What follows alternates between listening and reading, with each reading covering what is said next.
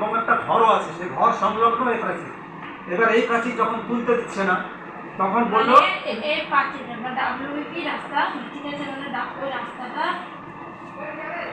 ওনাদের জায়গা আর আপনার জায়গা মিলে রাস্তাটা বলছে কি না কি বুঝতে পারছি? রাস্তা ছাড়া আছে, রাস্তা পুরো ছাড়া আছে। এইটা কি মাপটা দেন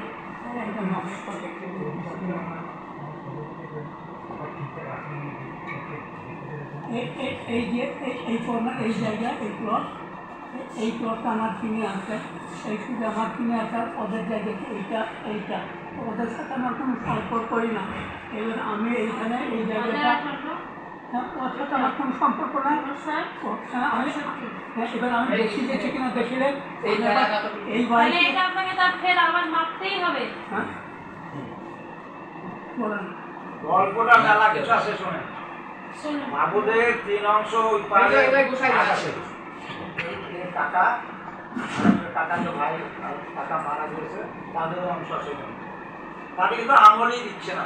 আমরা রুমটি দেখি আমরা পুকুরি সোলানা শরীর ক্ষেত্রে পুকুরি মানছি হবে মানে নাকি না বলে? হ্যাঁ অবশ্যই তার যে একটা ব্যারেজে রাস্তা রাখতে হবে তার কোনো রকম ঠিক নাই।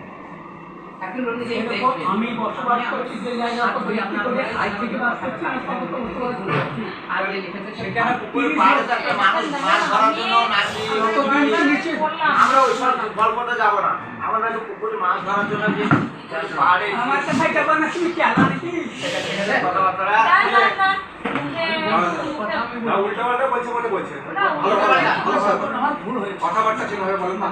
মা শুনুন একটা কথা, আমি অন্যায়ভাবে ওনার মাফ করি জায়গায় ট্যাক্সিদের, আমি চাই না কারোর জায়গায় লিখি। ঠিক আছে, সব থেকে বেশ সমস্যা সমাধান করছি। মাছ ধরার জন্য পুকুরে নামতে হবে কিনা?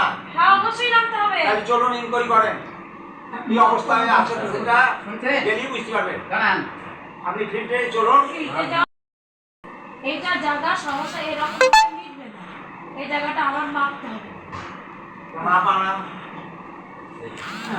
এটা আমি নেলে আবার মাপতে হবে, তাহলে মাপ করা তবে এই জায়গাটার সমস্যাটার সমাধান মাপে না ঠিক আছে।